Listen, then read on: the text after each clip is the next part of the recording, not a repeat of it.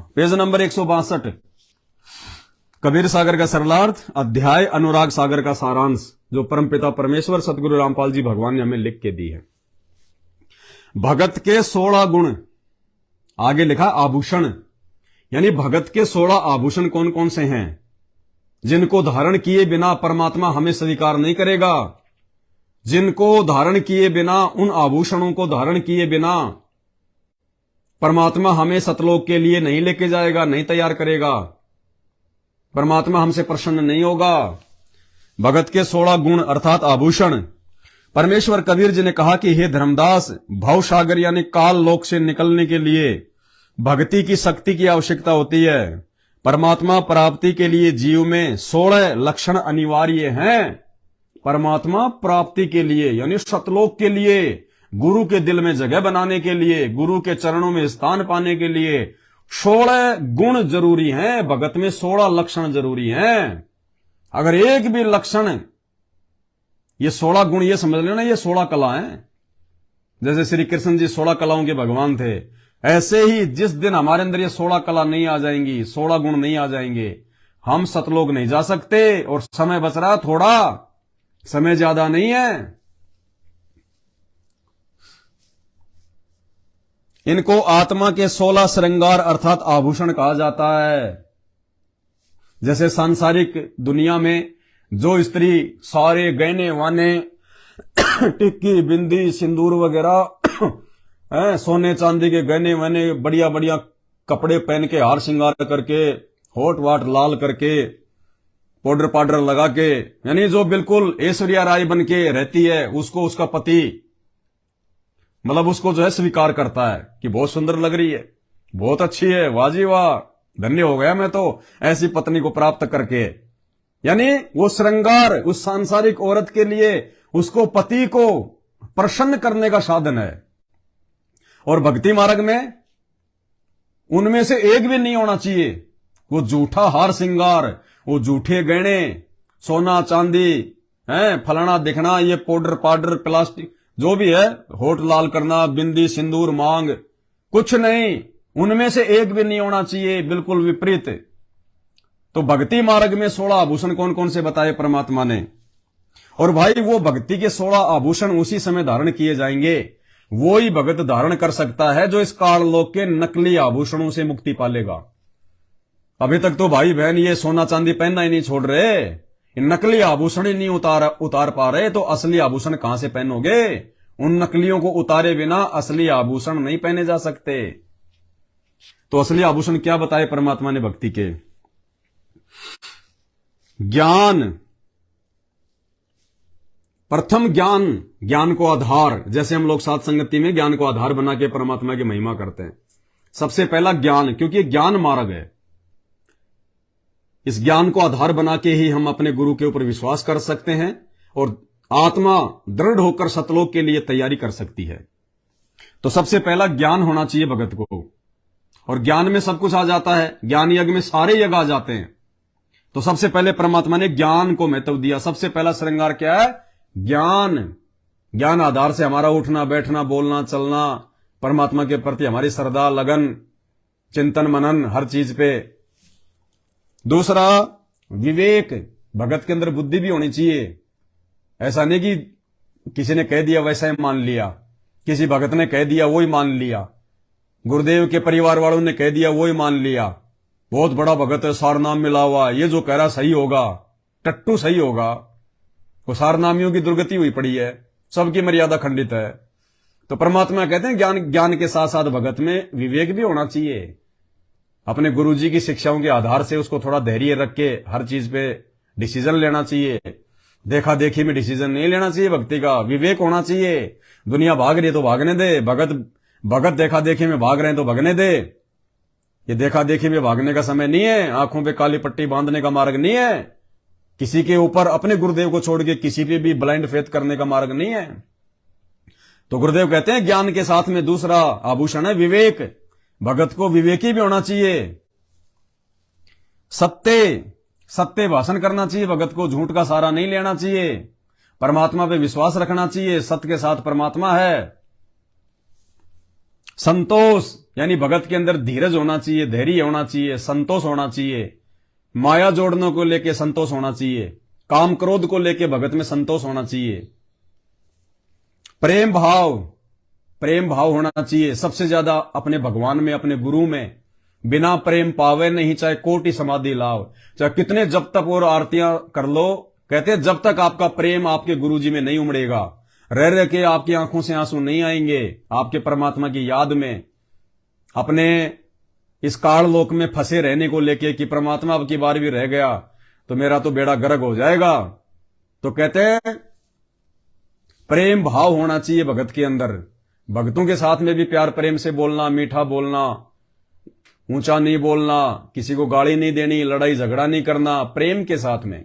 और विशेष प्रेम अपने गुरुजी में। धीरज, शांति, धैर्य, सोच समझ के काम करना, थोड़ा धैर्य रखना। अब देखते हैं साथ संगति में, हाँ भाई हम आपकी बार गुरुजी की फोटो लाए हैं बनवा के बढ़िया, लो भाई ये किस किस को चाहिए, तो धीरज नहीं रखते भगत।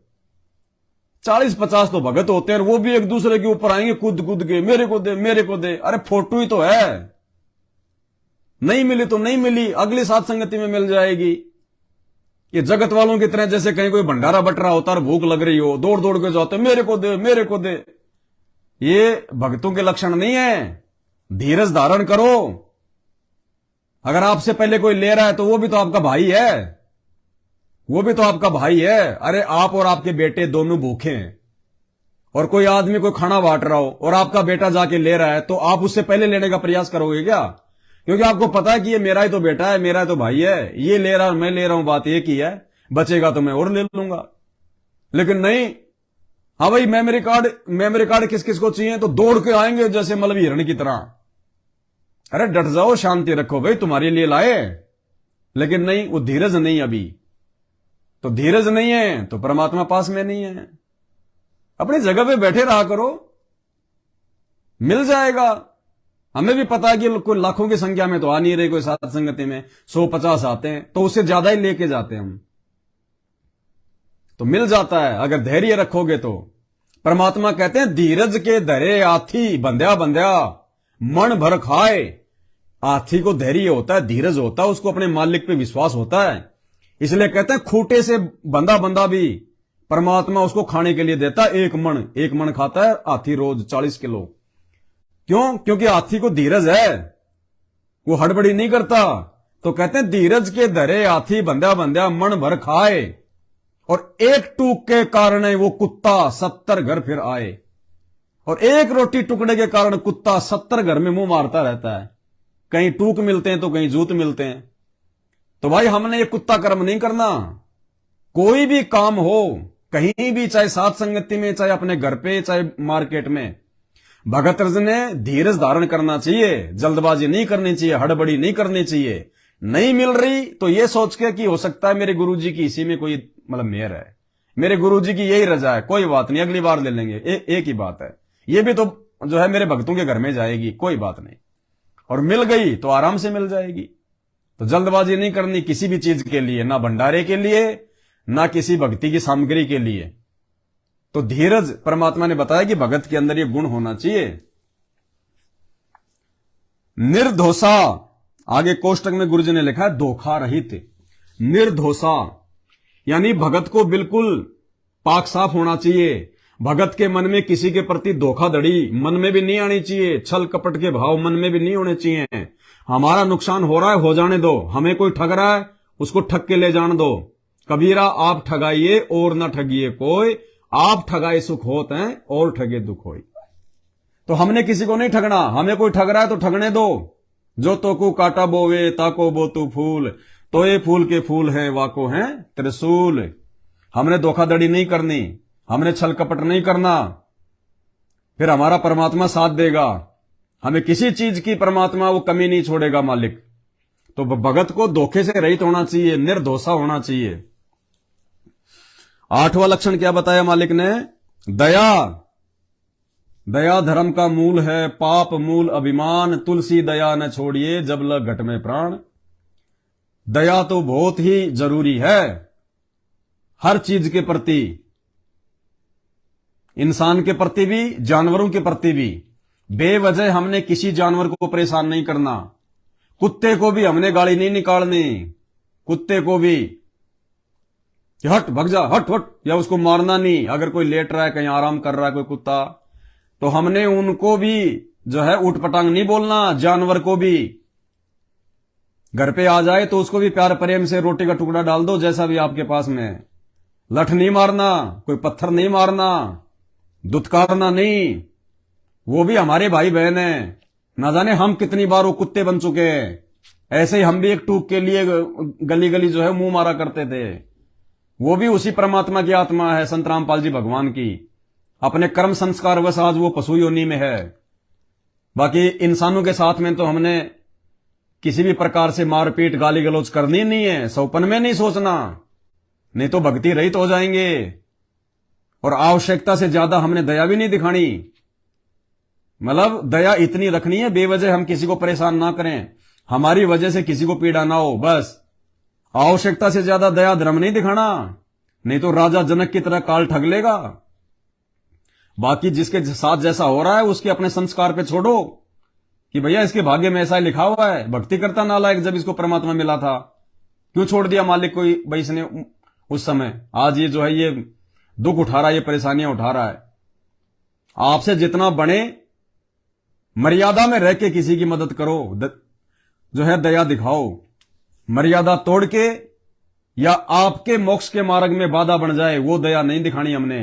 चाहे कोई मरे चाहे कोई जिए, हमने सबसे पहले अपनी भक्ति बचानी है, अपनी मर्यादा बचानी है।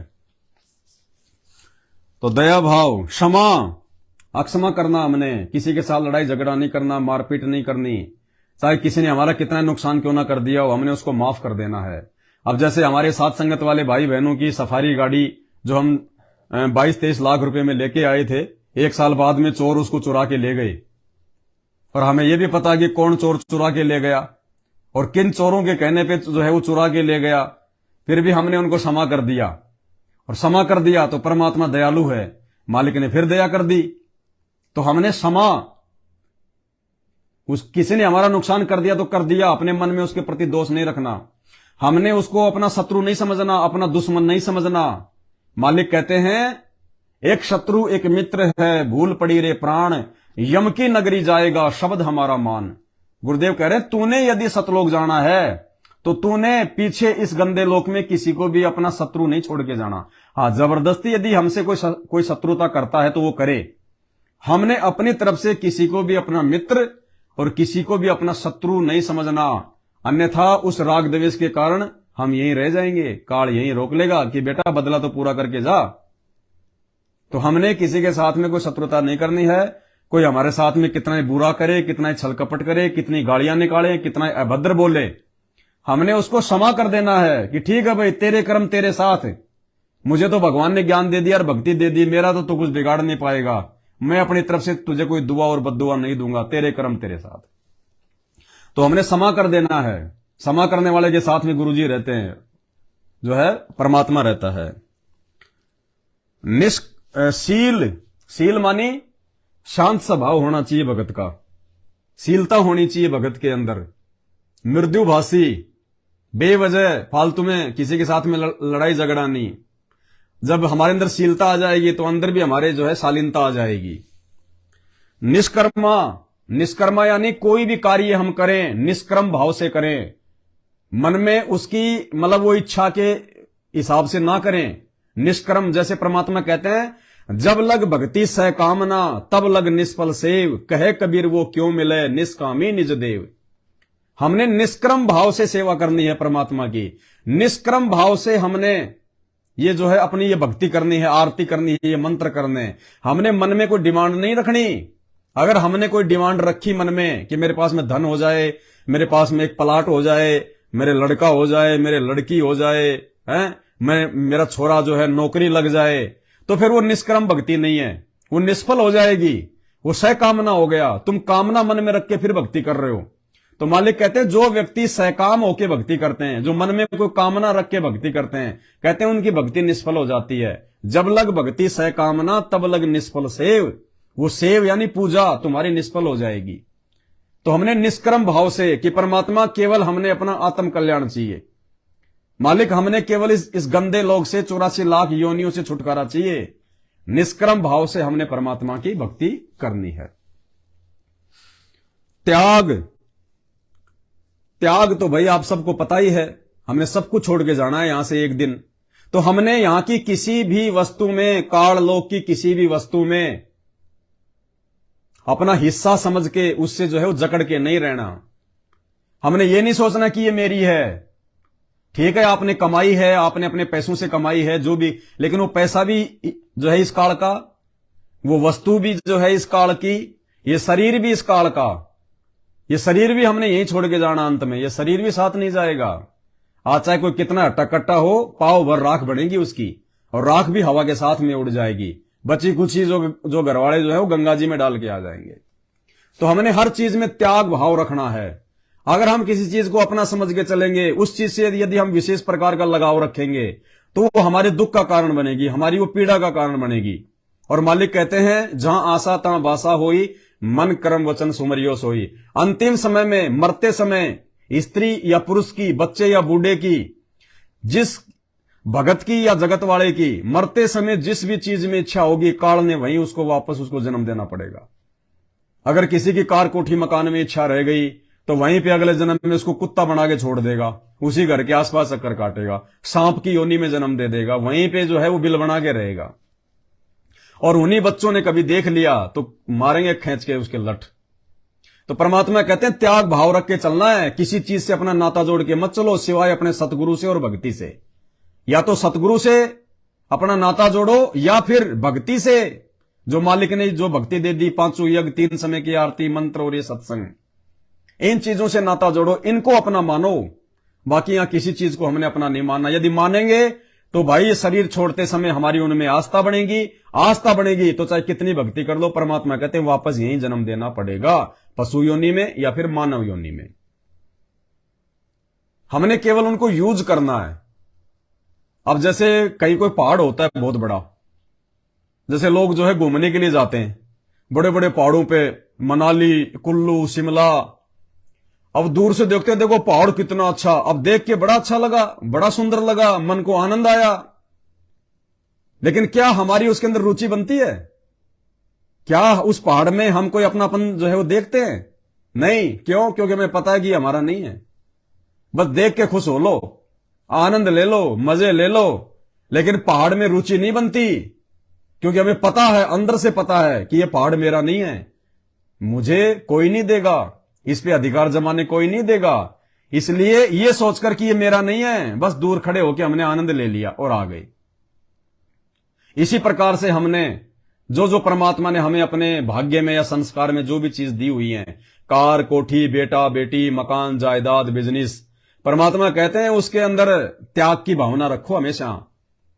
और एक मालिक ने एक बहुत अच्छा उदाहरण दिया, जैसे हम किसी होटल में जाते हैं, रात को रुकते हैं 1500 रुपया रेंट देके, और जब हम उस होटल में रात को रुकते हैं तो हमारे को बेड भी मिलता है, हमारे को जो है पंखा भी मिलता है, उस कमरे में हमारे को एसी भी लगी हुई मिलती है, उस कमरे में एक जो है वो टीवी भी होता है, टेबल भी होती है। लेकिन जब हम सुबह चलते हैं वो मकान छोड़ के, तो क्या हम टीवी को उठा के चलते हैं? हम वो चादर अपने बैग में डाल के चलते हैं? वो बेड को लेते हैं कि ये तो मेरा बेड है, मैं रहा था रात को, मैं सोया था इस पे, ये टीवी तो मेरा हो गया, मैंने पूरी रात इसमें जो है वो फिल्म देखी है। लेकिन हम उनमें से एक भी चीज को, एक चम्मच भी नहीं उठाते उस होटल की। क्यों? क्योंकि हमें पता है कि ये मेरी नहीं है, ये किराए की है सारी चीजें, मैंने 1000 रुपए दिए तो मेरे को रात के उपयोग के लिए दे दी इन्होंने, ये मेरी नहीं है। इसी प्रकार आज वर्तमान में जो हम समझ रहे हैं कि ये मकान मेरा, ये बेड मेरे, ये गाड़ी मेरी, ये कार मेरी, ये बच्चे मेरे, ये मां मेरी, ये पत्नी मेरी, ये धन मेरा, ये सोना चांदी मेरा, ये खेत मेरे, ये फार्म हाउस मेरे, कुछ नहीं है बेटा, वो तो किराए का है, किराए का, तेरे भाग्य अनुसार तेरे को मिला हुआ है। वो जमीन जिसका तू मालिक बन के बैठा है, वो जमीन वहीं पड़ी है, वो जमीन वहीं की वहीं है, और लाखों लोग उस पर रजिस्ट्रियां करवा करवा के मर गए। लाखों लोग उस जमीन के टुकड़े पे अपना अधिकार जमा जमा के, तेरे से पहले तेरा दादा था, उससे पहले उसका दादा था, उससे पहले उसका दादा था, कहते हैं लाखों लोग उस 2 बीघा जमीन पे रजिस्ट्रियां करवा करवा के मालिक बन बन के मर गए, राख बन गए। वो जमीन वहीं पड़ी है और वो मालिक कोई तो गधा बन के घूम रहा है, कोई जो है कुत्ता बन के घूम रहा है।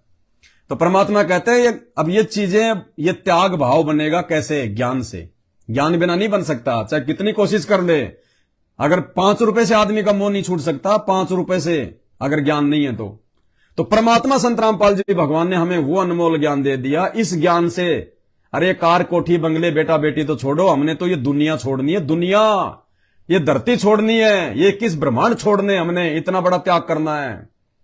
तो परमात्मा के ही ज्ञान में वो ताकत है, संत रामपाल जी के ही जो है वो सत्संग में वो पावर है जो हम ये चीजें छोड़ सकते हैं। अन्यथा मरते मरते भी आदमी जो है आंखों में आंसू डाल डाल के रोता है, हे भगवान पूरी जिंदगी कमाया मैं गधे की तरह, बैल की तरह, हे भगवान ये सब छोड़ के जा रहा हूं, और अगले जन्म में कुत्ती का जो है बच्चा बन के पैदा हो जाएगा, कोई उस मकान की छाया में भी नहीं बैठने देगा उनको।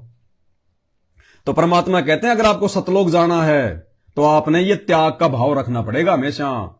इसीलिए परमात्मा कहते हैं साईं इतना दीजिए जिसमें कुटुंब समाओ।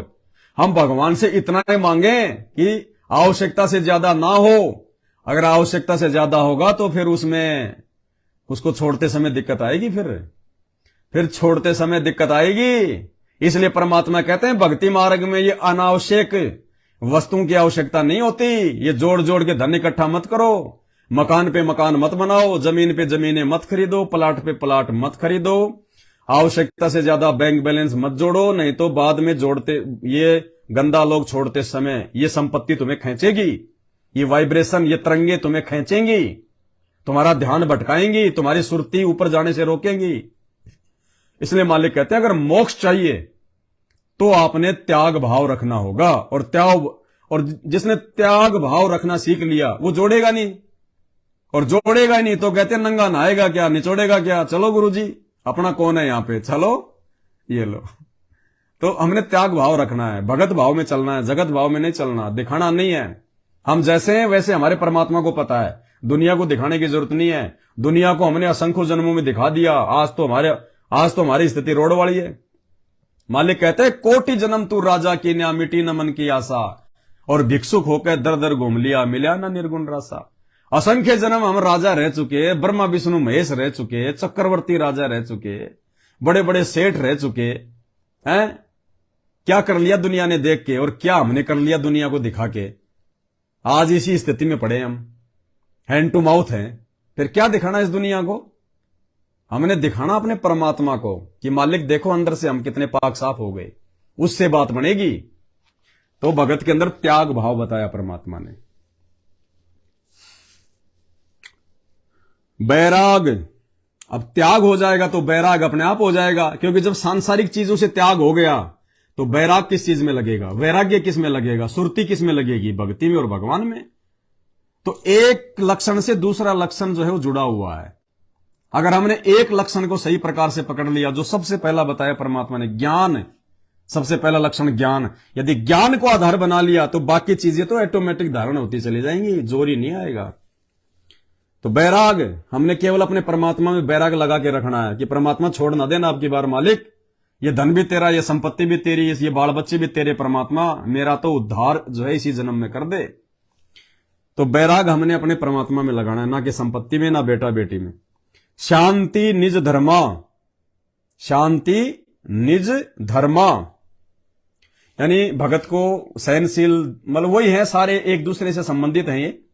शांति निज धर्मा यानी हमने अपने अंदर वो संतोष पैदा करना है, आत्मिक शांति पैदा करनी है, किसी के साथ में फालतू में लड़ाई झगड़ा नहीं, कोई उठपटांग कोई बातें नहीं, जगत भाव में नहीं रहना है, निष्कपट होके रहना है। भक्ति कर निज जीव उबारे, भक्ति करके हमने अपने जीव को उबारना है, अपनी आत्मा का आत्म कल्याण करवाना है हमने।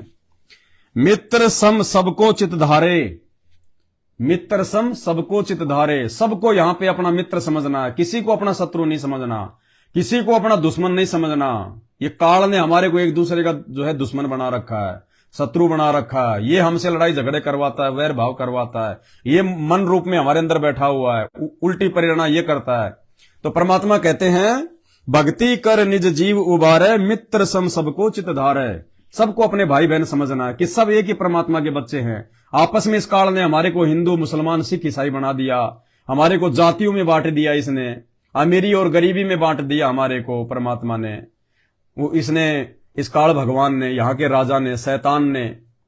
तो परमात्मा कहते हैं हमने इस ज्ञान को आधार बना के सबको अपना भाई बहन समझना है, ना किसी को ऊंचा समझना, ना किसी को नीचा समझना। जो भक्ति करता है वो ऊंचा है, जो भक्ति नहीं करता और कुकर्म करता है वो नीच है। वो चाहे किसी भी धर्म में, किसी भी जाति में क्यों ना हो।